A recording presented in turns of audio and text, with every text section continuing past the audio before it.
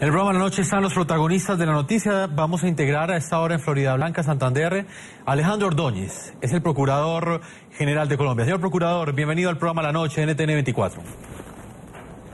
Buenas noches, Jefferson, ¿cómo me le va? Muy bien, señor Procurador, lo hemos invitado porque precisamente queremos hablar con usted de esa decisión que ha tomado el gobierno colombiano. Usted la había cuestionado el pasado 15 de mayo, luego de que el gobierno colombiano prohibiera la aspersión con glifosato, ahora la permite y esta autorización que ha dado la hace para que estas fumigaciones se hagan únicamente de manera terrestre. ¿Está usted de acuerdo o no con esta decisión, Procurador? Mire, nuevamente la critico porque es un acto incoherente. Al fin que el glifosato es nocivo para la salud o no. La razón para suspender la fumigación con glifosato fue el que era nocivo para la salud, el que producía cáncer. Y hoy lo permiten, permiten la fumigación manual. Y la razón para justificar, o la justificación es que ahora se hace manual y antes se hacía aérea, que lo malo era la fumigación aérea.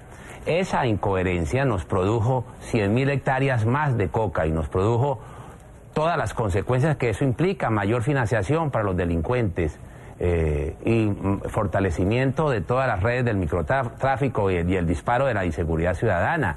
Pero aquí vale la pena advertir lo siguiente: el gobierno en La Habana pactó con la FARC una estrategia para enfrentar los cultivos ilícitos, consistente en la erradicación voluntaria. Entonces vamos a tener dentro de un par de meses, una vez se firme La Habana y se empieza a cumplir La Habana, que vamos a pasar ya de la erradicación manual a la erradicación voluntaria. Esto es una estrategia. La decisión de ayer no va a neutralizar el crecimiento geométrico que estamos sufriendo, precisamente porque se ha desmontado de manera subrepticia tanto la erradicación como la fumigación, con un agravante más. La erradicación, la fumigación aérea se hacía precisamente para garantizar, para preservar la vida de los soldados, la vida de los policías que erradicaban manualmente. Ahora se va a colocar en riesgo a nuestros militares y a nuestros policías y a quienes van a fumigar manualmente, precisamente porque van a ser objeto de minas quiebrapatas, de francotiradores. Entonces es una actitud incoherente, es una actitud contradictoria. No nos olvidemos la razón del gobierno hace un año, que era nocivo para la salud, que producía cáncer. Luego, no era cierto esa razón que tuvo el gobierno. La Procuraduría lo denunció en el Consejo de Estupefacientes en su momento, que ello era una concesión a la FARC.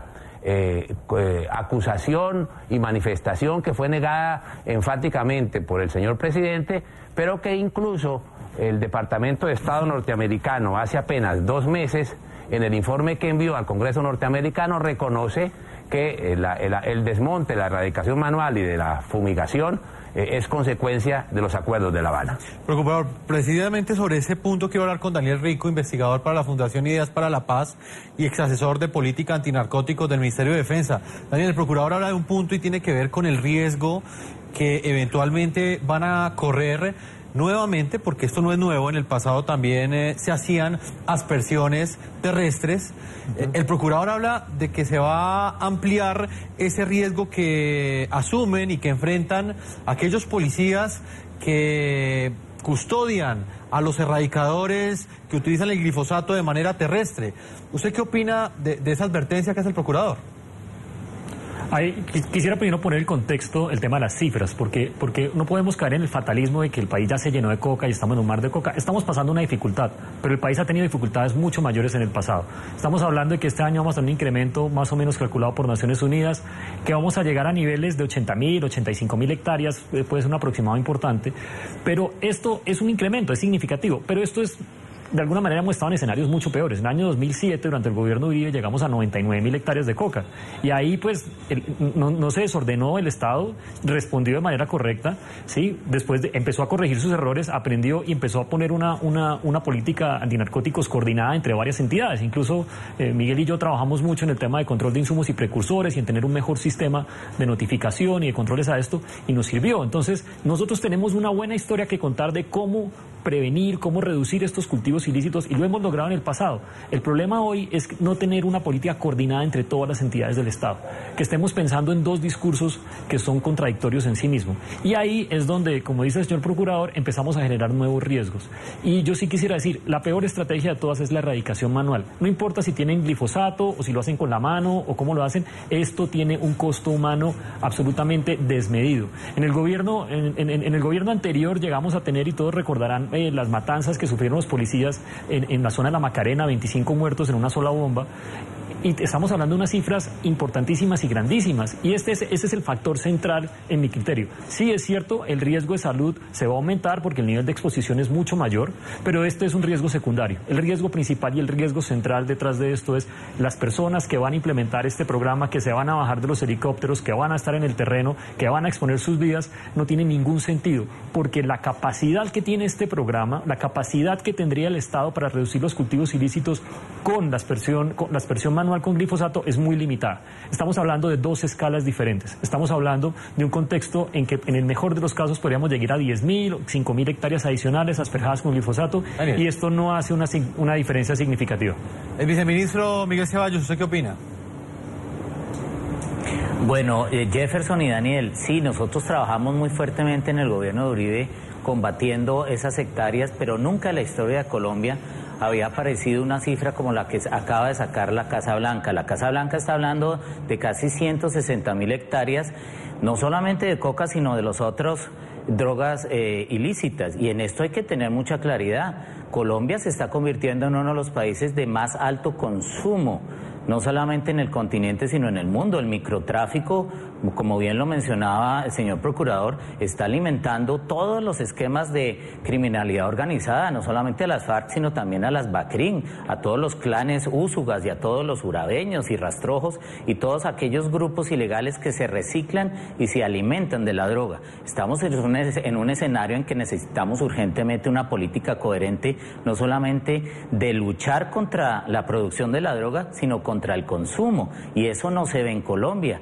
El presidente fue a Naciones Unidas y dijo que era muy importante pensar en el adicto y darle un tratamiento a la salud. Nosotros reformamos la Constitución en el año 2009 y el artículo 49 con una aproximación de salud pública. En este país tenemos el peor de los escenarios. Estamos nadando en un mar de coca y de marihuana, y eso yo lo quiero dejar muy claro porque nunca en la historia hemos tenido una cifra de 160.000 hectáreas de estupefacientes, de drogas estupefacientes, y no tenemos una política de consumo. Peor escenario, producimos y la consumimos.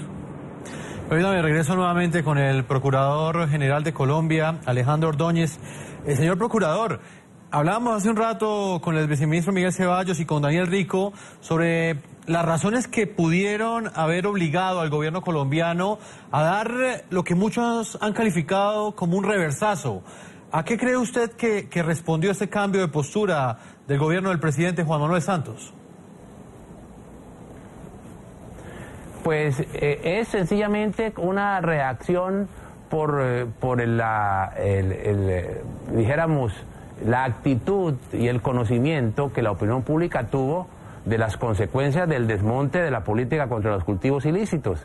En plata blanca, para que entiendan, el gobierno se asustó y trata de aparecer como si se estuviera diseñando un instrumento para combatir eficazmente los cultivos ilícitos, pero ello no es sino una estrategia, dijéramos, para demorar, y una estrategia que no va a ser consistente ni permanente, porque los acuerdos de La Habana han establecido la erradicación voluntaria. Y eso la opinión pública lo debe conocer. Si ustedes leen el punto 3 de los acuerdos de La Habana, entienden cómo el gobierno se ha comprometido con la FARC a que el combate contra los cultivos ilícitos sea la erradicación voluntaria.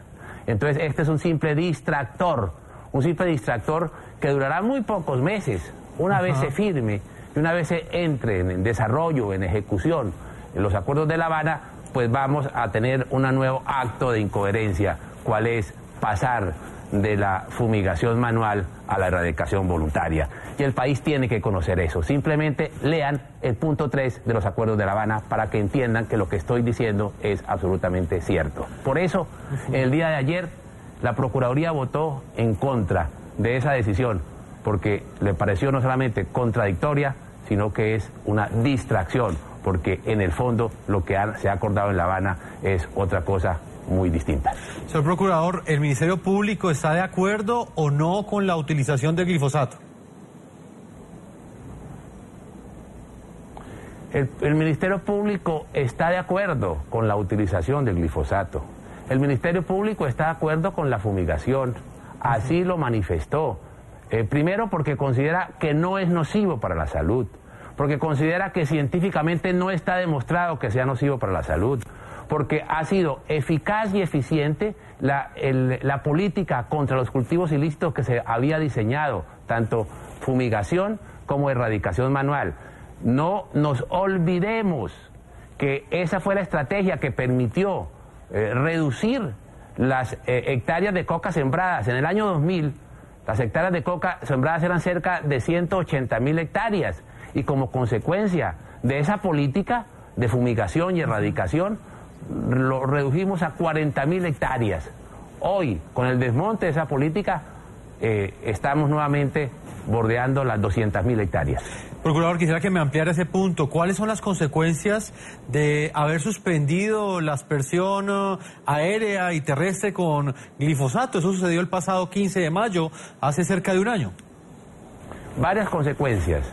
Una, mayor control, más hectáreas es más control territorial de los narcotraficantes, es más control territorial de la FARC, es más dinero para la FARC, la otra consecuencia es la inundación de coca en las calles colombianas, es fortalecimiento del microtráfico, es el fortalecimiento de la microdelincuencia, es, en últimas, inseguridad ciudadana. Procurador, entonces, volver a la aspersión terrestre tal y como lo autoriza el gobierno desde las últimas horas, ¿no permitiría entonces disminuir ese número de hectáreas cultivadas de coca en Colombia, que es lo que usted está criticando?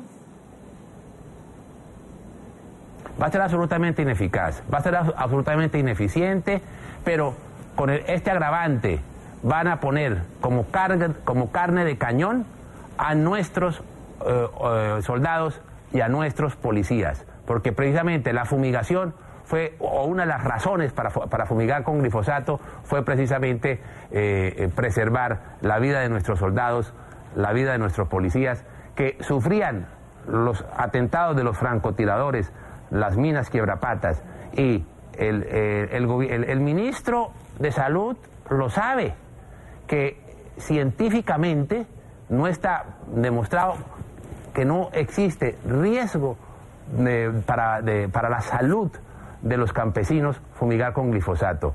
Eso es una realidad que el gobierno la conoce, pero que trata de disfrazarle para cumplirle a la FARC.